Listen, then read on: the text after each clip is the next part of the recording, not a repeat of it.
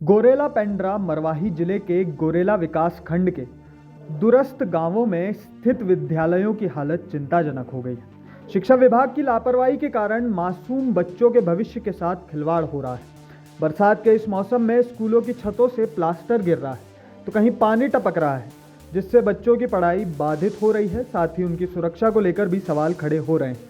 दरअसल कोटगार higher secondary school में दीवारों में दरारें और छत से प्लास्टर गिरने की समस्या है। स्कूल की लैब में छत का प्लास्टर गिर गया, लेकिन गनीमत रही कि उस समय कोई छात्र वहां मौजूद नहीं था, वरना बड़ा हादसा हो सकता था। शिक्षकों का कहना है कि छत का प्लास्टर आए दिन गिरता रहता है, फिर भी वे बच्चों को पढ़ाने को मजबूर हैं। कई बार उच्च अधिकारियों को शिकायत की जा चुकी है, लेकिन कोई कार्रवाई नहीं हुई। रागिनी वर्मा, कौन से school? Government higher secondary school Kotgar. इस स्कूल में काफ़ी जो है दरारें पड़ी हुई हैं। किस तरह की दिक्कतें होती? बरसात का समय है, पानी भी चूता है। यहाँ तो बैठने की बच्चों को बहुत ज़्यादा समस्या है। पूरे हमारा जितना भी भवन है, सिर्फ ये नए वाले भवन को छोड़ करके बाकी जितना है आप देख सकते हैं उसका क्या हाल है। सब जगह पानी टपकता है, बच्चों को बैठने में बहुत परेशानी होती। कहीं तो प्लास्टर भी गिर रहा है, तो ये डर लगा रहता है कहीं कुछ अनहोनी ना हो जाए। अनहोनी की आशंका हमेशा लगी रहती है। और यहाँ पर इतने सारे बच्चे हैं, 400 के लगभग, लेकिन यहाँ पर ना तो टॉयलेट की अच्छे से व्यवस्था है और ना तो यहाँ टीचरों के लिए टॉयलेट है, ना बच्चों के लिए अच्छे से टॉयलेट है। तो इस वजह से हम लोग को बहुत, बच्चों को भी परेशानी होती है, टीचरों को भी परेशानी होती है। तो इस पर बिल्कुल भी प्रशासन ध्यान नहीं दे रहा है। बार बार यहाँ से आवेदन किया जाता है, लेकिन इस ओर बिल्कुल भी प्रशासन ध्यान नहीं दे रहा। तो प्रशासन से हम गुजारिश करेंगे कि हमारी जो समस्या है उसको जल्द से जल्द उसका निराकरण करें। कुछ दिन पूर्व जो है क्लास में प्लास्टर भी गिरा था, प्रैक्टिकल रूम में। हादसा एक बड़ा होते होते बच गया था। अब ये तो हमारे स्कूल में ये लगा ही रहता, हम ये सब झेल ही रहे हैं। अब बच्चे भी झेल रहे हैं हमारे साथ साथ, लेकिन अब इसकी तो अब हम लोग जानकारी कई बार दे चुके हैं, लेकिन कुछ नहीं हो पा रहा है। तो शायद आप लोगों के ज़रिए कुछ हो पाए, तो हम लोग यही चाहेंगे कि आगे जो भी हो हमारे स्कूल के लिए अच्छा हो। आदिवासी अंचल का ये क्षेत्र है। कुछ क्लासरूम में बताते हैं कि सर्प भी आ जाते हैं, विषैले जीव भी पहुंचते हैं। किस तरह की परेशानी? अभी इसी हफ्ते अभी एक जो उधर साइड में वो क्लास है, वहाँ पे अभी एक जहरीला सांप घुसा हुआ था, जिसको घोड़ा करायल बोलते हैं। बहुत जहरीला होता है वो। ऐसे लाइट की जो पट्टी है उसके ऊपर में से चढ़ के बैठा हुआ था। वो तो अच्छा हुआ कि बच्चों ने देख लिया, नहीं तो हो सकता है उस दिन कुछ हादसा हो जाता। आप भी क्लास लेते होंगे, बच्चों का किस प्रकार का डर बना रहता है क्लास में?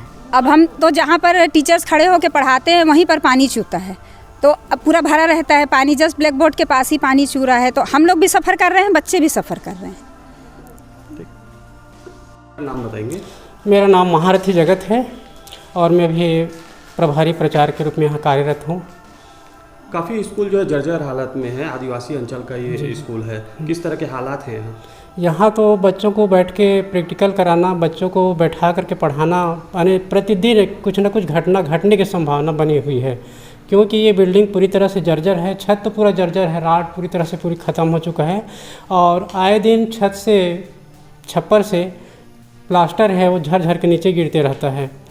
इसके बावजूद भी हम बच्चे को अपने जवाबदारी में पढ़ा रहे हैं और कुछ हल्का फुल्का मरम्मत भी कराए हैं। और इस संबंध में मैंने जिला शिक्षा अधिकारी को दिया हूँ, प्रस्ताव बना कर दिया हूँ, कलेक्टर मैडम को भी प्रस्ताव बना के दिया हूँ और उन्होंने आश्वासन दिया है कि शासकीय उच्चतर माध्यमिक विद्यालय कोटगार का जो प्रस्ताव है वो बनाकर भेज दिया गया है।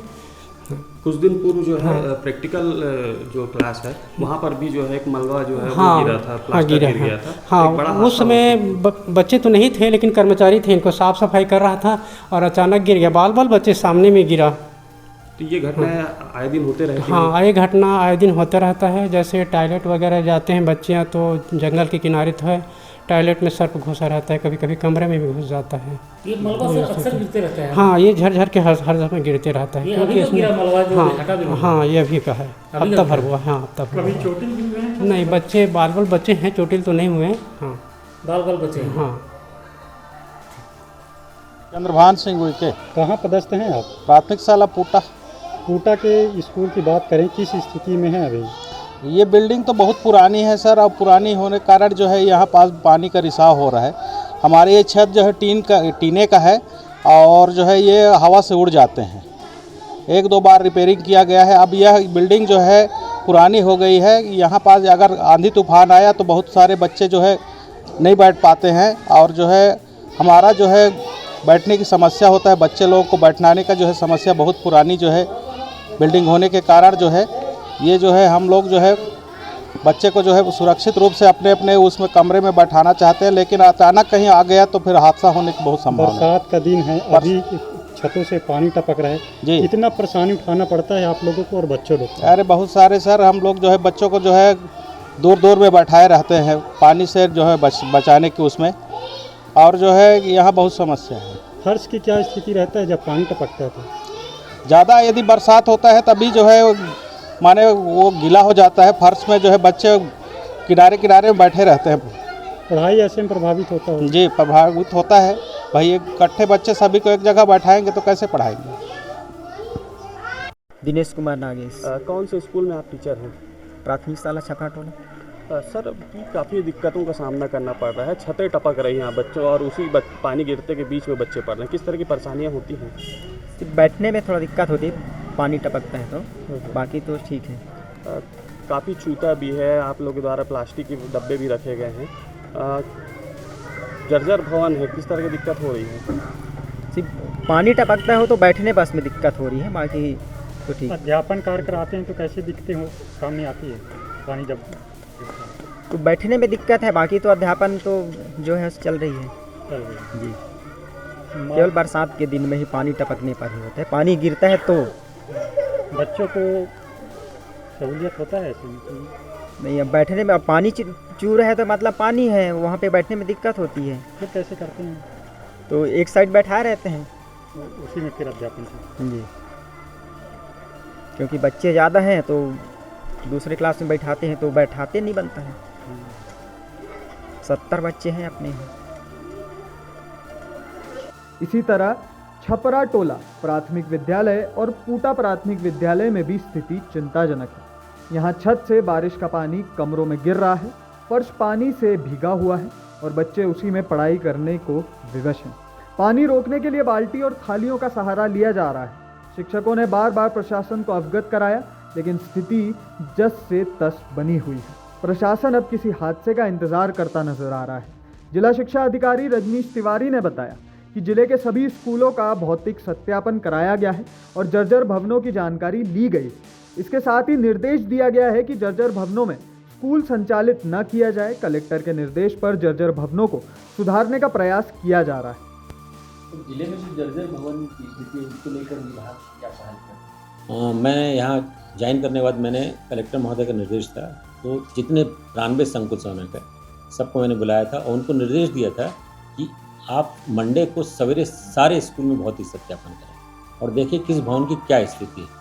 और शाम को 4 बजे उनकी मीटिंग लिया और उसमें मैंने जानकारी लिया कि कितने भवन जीर्ण शीर्ण हैं और कितने भवन लगाने में सक्षम नहीं।